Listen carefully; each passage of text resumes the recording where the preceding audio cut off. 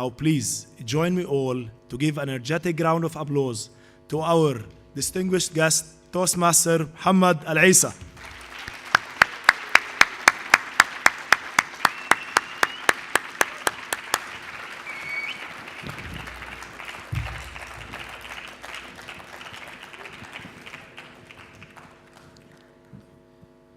Before I utter a single word, I'm not happy about the energy level.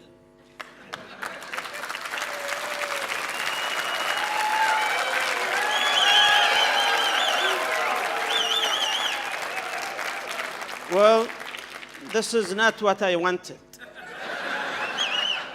I want to do an exercise to increase blood circulation. Please all stand up. Please, please, please. And I want you to clap until I tell you to stop. Please.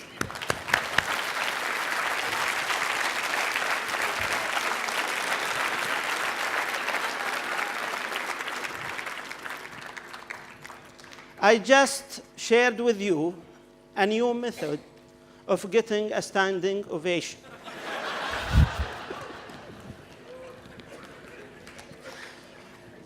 Welcome to the Power of a Humor workshop. And before I start, I'd like to give special thanks to Division E for hosting me, and special thanks to TM, the Division E Governor, TM Nasim Uddin Hamid. Please give him a very big round of applause. And I always do this with my hosts so that I encourage them to invite me more and more. I really hate to dictate a topic on my audience. I will always give them an alternative. So shall I spend the next 30 minutes speaking about the power of humor, or I leave it up to you to decide? To share with you great tips on how to keep your body in shape. Which one you choose? Why? Believe me, let me give you a quick tip then. Just stop excessive eating.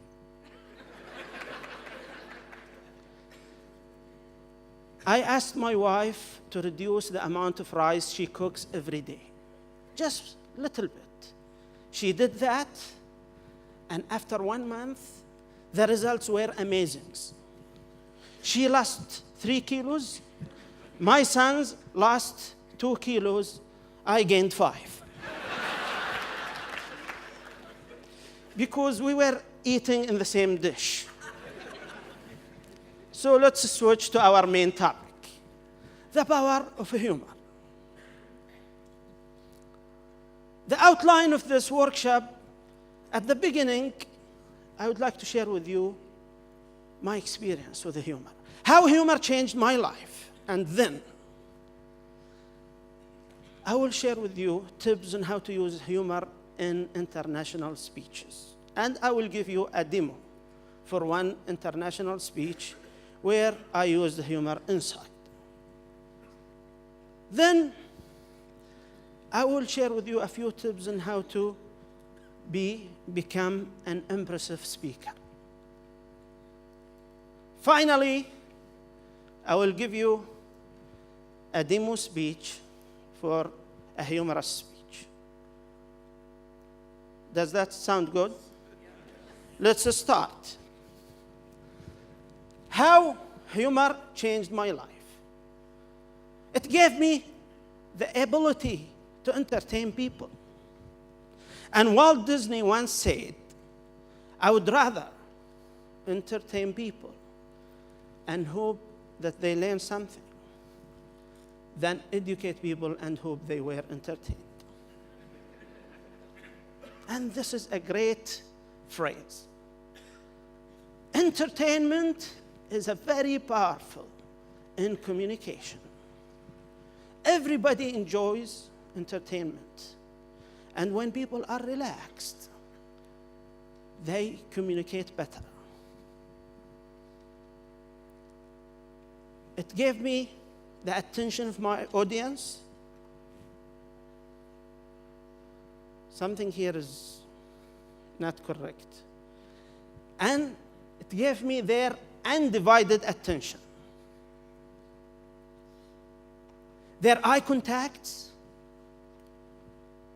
and you could see how wide opened their eyes. Continuous eye contact. Can you see this person? He wanted to change the way he sits, and he could not afford to lose eye contact with me. And all of them giving me their attention and their eye contact. No single one. He was watching me on YouTube.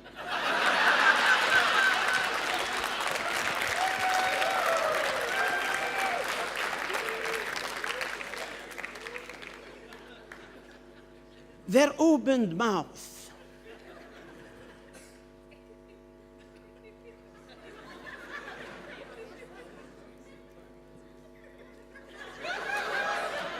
And I usually ran a contest. I called it the widest open mouth contest.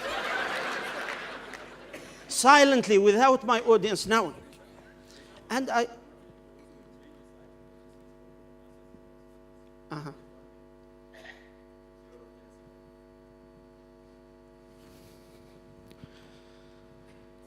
while they are doing this, let me share with you this. It's always hard to tell who is smarter. One day, one of my friends rushed into my office and he said, Mohammed, please, lend me 500 riyals.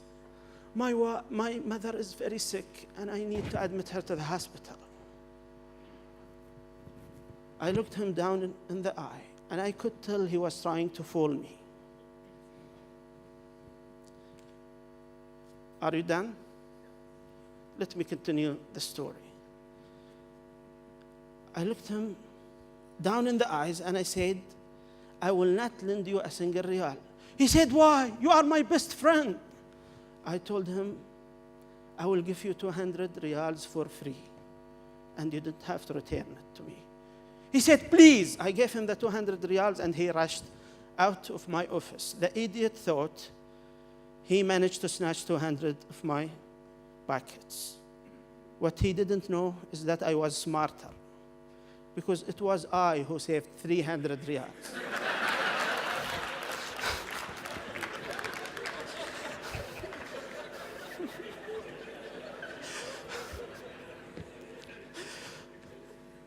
Their open mouth, I enjoy to see open mouth, and I ran a contest, the widest open mouth, and I usually announce the results.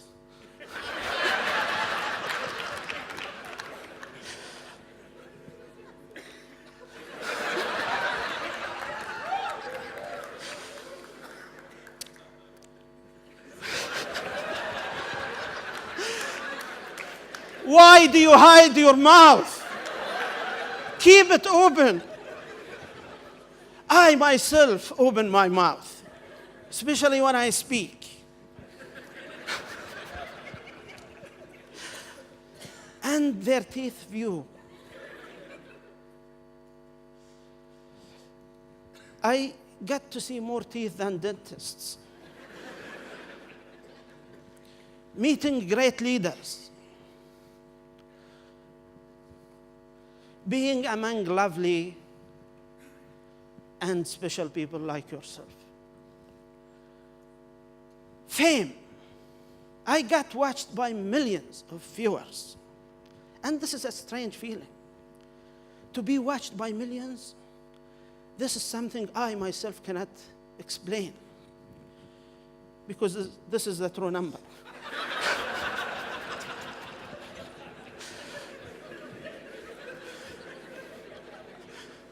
But those big numbers are my 2020 vision.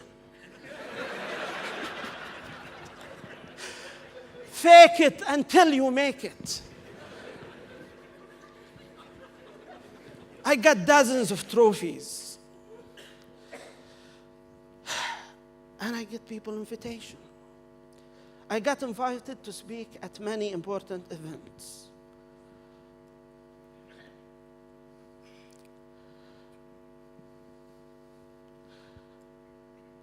At the international conference, I was invited to give an educational speech in 2011. And I toured the whole world. I was even invited to visit the White House, and I was paid for that. Invited by my own curiosity.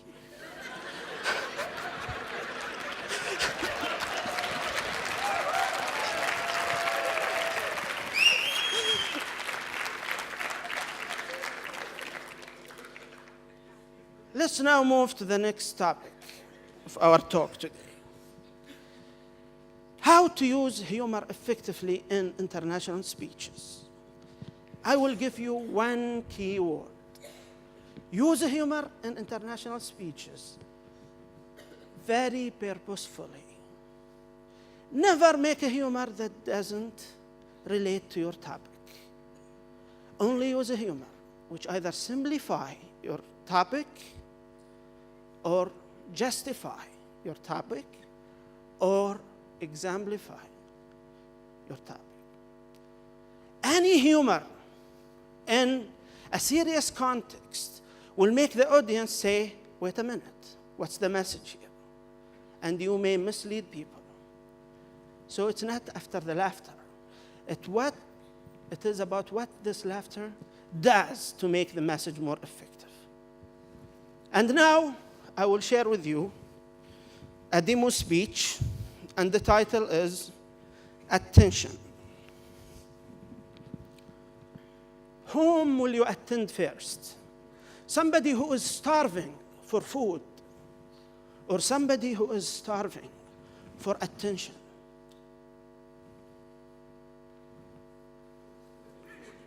Food? I strongly believe that we all crave to get attention. We love to get other people's attention more than anything else. And if there is any single person here who doesn't care about people's attention, please raise your hand. But you already got our attention. Thanks for proving my point. Ladies and gentlemen, what was the very first thing you did the minute you were born? You? Why? To get attention to your existence in life. When you were a toddler, why did you go and block the TV screen every time your parents were watching? To be at the center of their attention. Why do we compete with our fellow worker at our workplace? To get attention to our capabilities. Attention has a great taste that I wish I could demonstrate. But there is a single person here who is really magnificent. He is so unique. He can explain the taste of attention much better than me. This person is no other than Toastmaster Naseemuddin Hamid.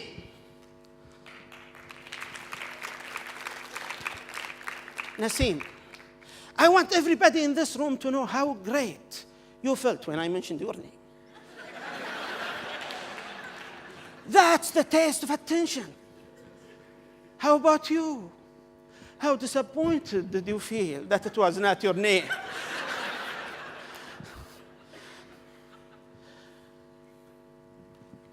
In 2005, I joined the Haran Toastmasters Club. The announced reason? Improve my communication skills. The hidden one? Get more attention.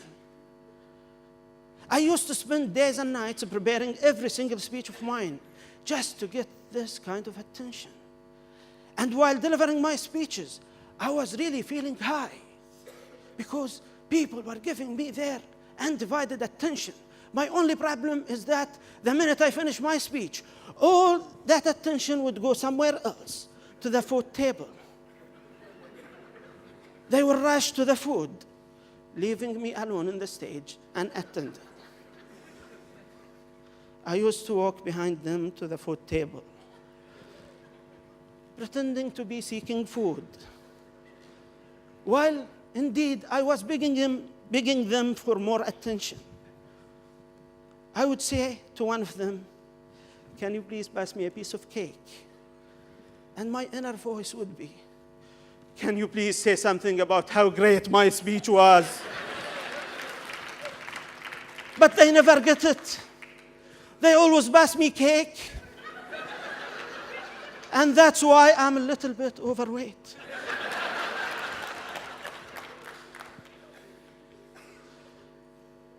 Attention is tastier than food. It's very hard when everybody listens to everything you say and no one listens to what you cannot say. Parents, when you sit at the dining table, how many times do you have to call your children before they come and join? For me, dozens of times. What are they busy with? Their smart devices. And finally, when they make it to the table, do they eat the food or picture the food? And put it somewhere, hoping to lure someone's attention with it. It always puzzled me why attention is so important, that sometimes it's even important than food. And that question remained unanswered until that day when I was eating a delicious food in a restaurant. It was crowded, but I was eating alone, and all of a sudden I choked on a piece of food. I could not breathe, I could not talk, I was totally paralyzed. I was so scared. I just roamed the room hoping to see a pair of eyes who might have noticed me. But people were so busy, enjoying life, talking, joking, enjoying life, the precious life that I was about to lose. And finally, a young man noticed me and he jumped from his chair. And in a few seconds, he was taking me between his arms, pushing my diaphragm. The food came out, oxygen rushed in, and I was granted a second life. It's only then that I realized the secret of attention.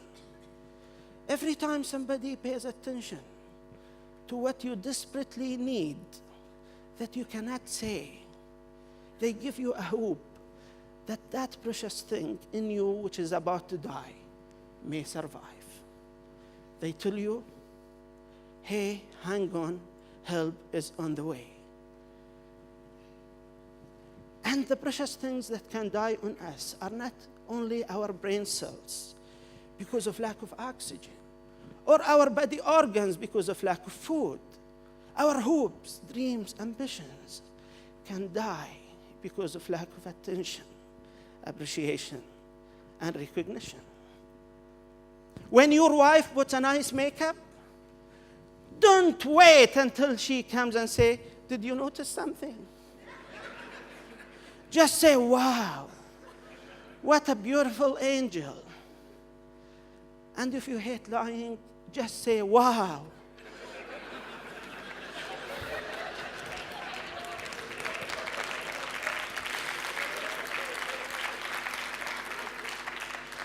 When your little sister comes to you very happily, showing you a drawing that she made, don't laugh at her.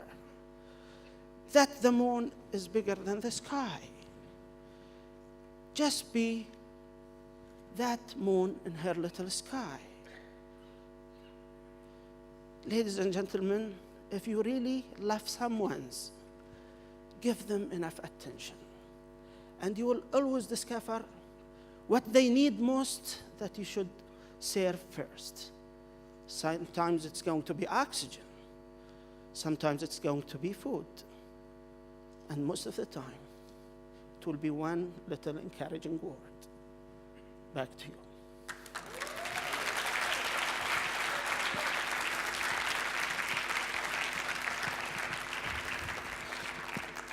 Now this is how to use humor in international speech.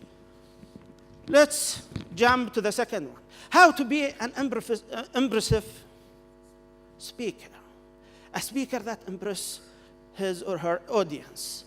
You have to have two things. You have to have the capability to say a lot of things without stopping continuously.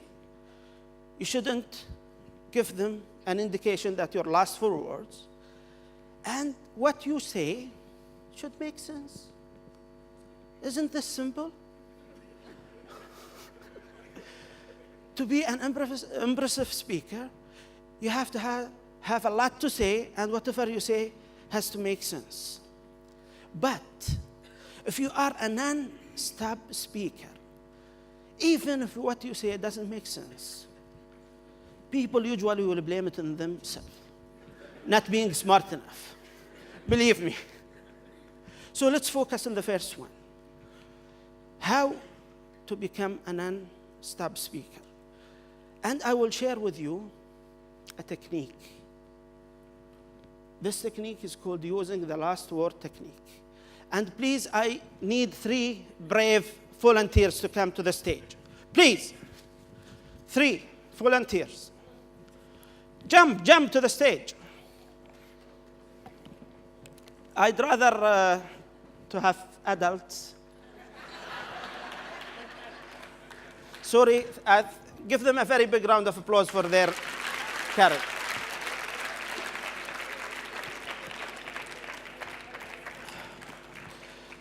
Please stand here. Thank you. Your name? Mohd. Can I have a wireless mic? اسم عربي ولا انجليزي؟ عربي. عربي من يمين الى اليسار. Yes. انجليزي من يسار لليمين. Face the audience, please. No, I was talking with you. Yeah. No, if my Arabic name or English name, please. English name. English name from left to right. Shabir. Thank you, Shabir. Come here, join us here, please. What I want you to do, one of you, I want you to prepare 2 tabletop questions to ask those 2 gentlemen. Just prepare, think about them. Come here, please. You 2 gentlemen, I would explain a technique called the last word technique, and I want you to use it to answer that tabletop question. Is it clear? I will explain a technique to answer any question or to speak about any subject. He will ask you a tabletop question, and you answer him using this technique. This technique is very easy and simple. When you are asked to talk about anything, just throw any sentence. That sentence will end with 1 word. Use this word to start another sentence. The second sentence will end with a word. Use that word. Is it easy? I will give 1 example, and please follow that example. Are you sick and tired of being overweight? It's not you. I will continue. Are you sick and tired of being overweight? Does overweight make you worry about shortening your life? Is your life worth living to a point where you worry about it being short? Are you short and at the same time fat? How much fat do you eat in a meal? Meals should not exceed 3 per day. A day should not pass without exercise. Exercise to lose weight. Don't wait until tomorrow. Start today.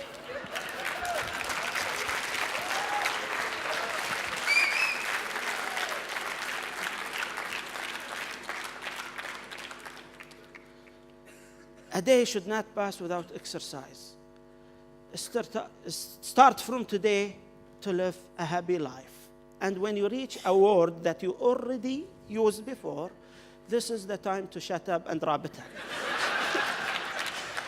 Clear? Easy? Okay. Shoot the question, one question per each. Yes.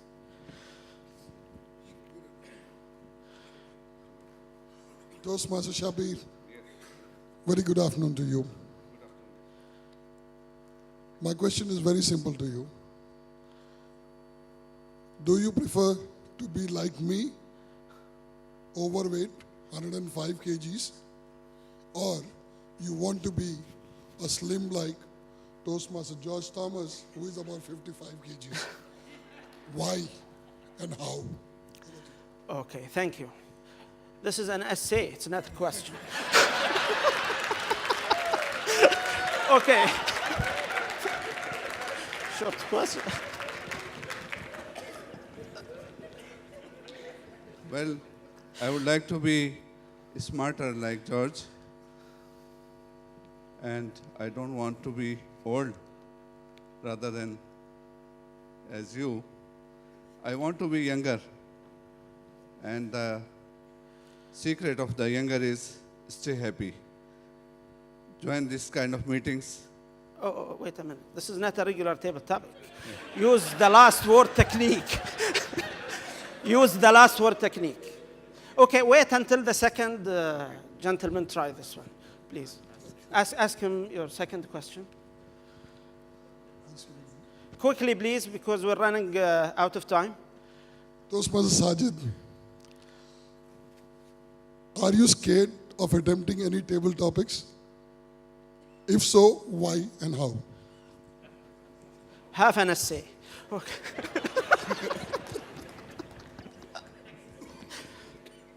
Good evening. Yes, I scare of attempting table topics. Table topics gives you a big problem, and problems comes always in life. And life without problem never good, and good life only comes when you have problems. This is the. That's it. Thank you. He used problems twice. This is the time to shut up.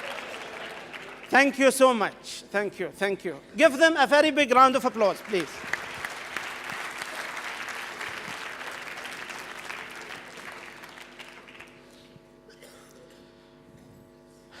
And last segment in our show is basically a demonstration of a humorous speech, and the title is Table Topics Phobia. Yes.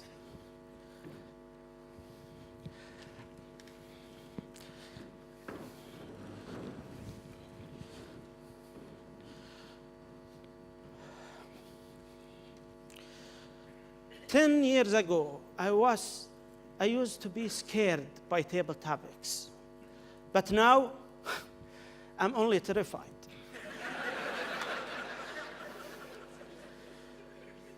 Today, I will share with you the symptoms of people who have table topics phobia. I've been a table topic master, or they call it monster, so many times that I know exactly how those people think, feel, and behave. And before I share with you the symptoms, I would like to see how many people here have the same phobia. Do you fear table topic? If you do so, please raise your hand. How about the others? Not admitting is the first symptom.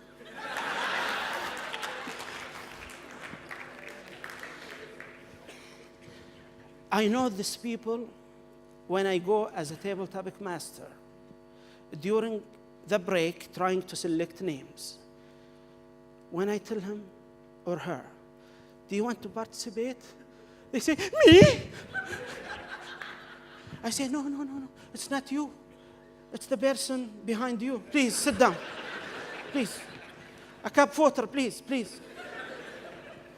They sit down, and 1 minute later, they come and knock on my shoulder, and they say, is my name there? I tell them, please, sit down, or I will write your name. And they immediately sit down. During the table topic session, when I scan the room trying to select a victim, they go like this.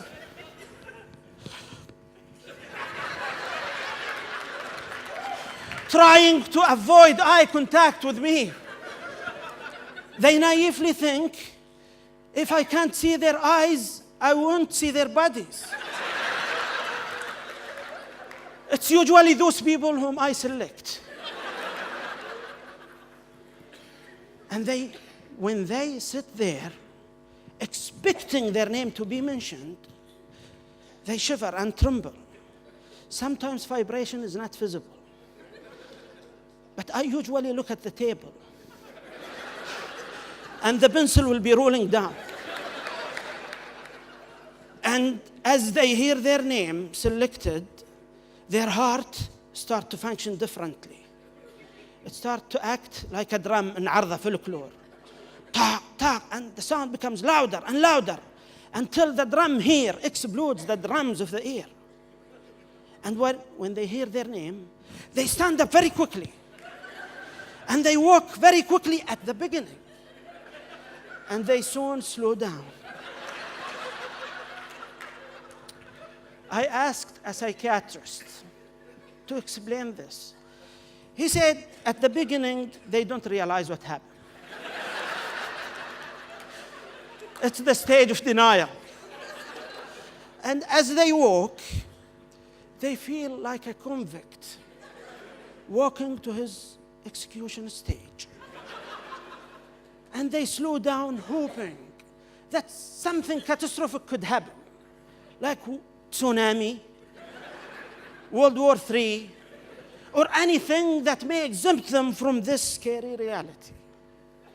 And when they finally make it to the middle of the stage, usually they come very close to me, the table topic master, staring nervously at my face, exhaling hot air. When this hot air strikes my cheek, I sympathize with them, because this tells me how frightened they are. And sometimes I could tell what they ate.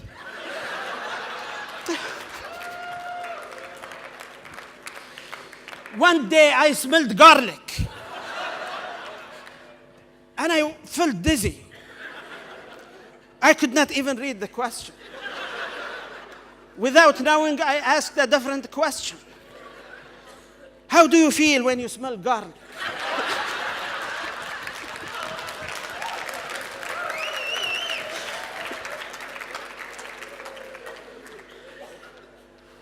I really sympathize with him.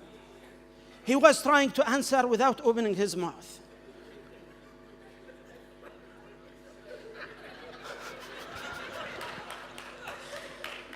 And they focus so much on the face that they don't hear the question. And after they hear the sound of the question, they hear another voice, an inner voice.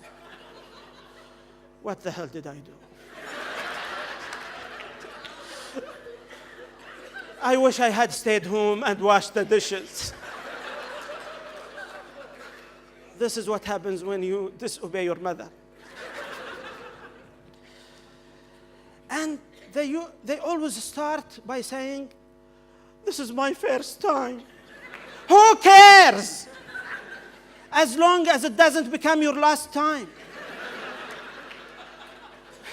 We enjoy seeing you coming again and again because we enjoy watching those symptoms.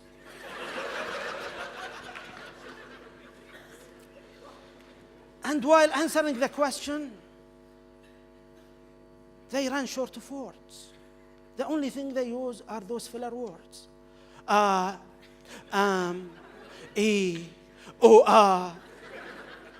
Making everybody in the room uncomfortable, except one person who will be happily busy.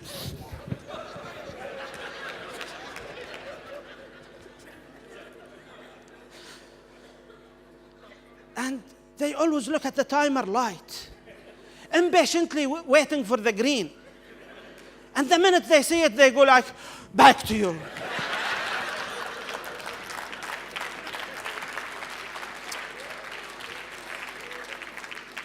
They insist to give the stage back as if they had owned it. And when they finish, as they go back to their chairs, two things happen. They don't see very well. And they don't feel their bottom halves. It becomes numb. So watch out. If you happen to sit next to one of them, they may sit in your lap.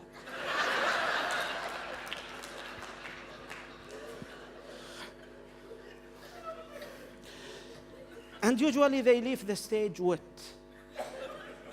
Because they over sweat. It's not what you think.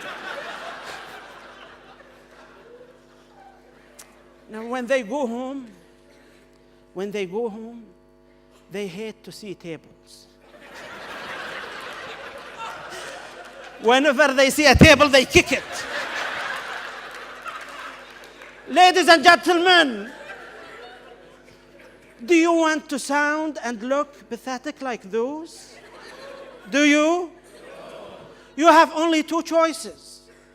Either be brave, say Bismillah, and join Toastmasters, or say A'udhu Billah and stay home. Back to you.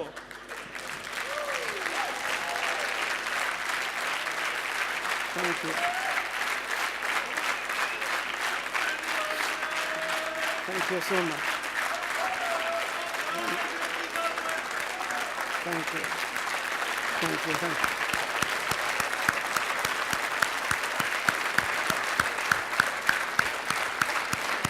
Thank you so much. Thank you. Thank you. Thank you. Allah Allah. Thank you. Thank you so much. Thank you.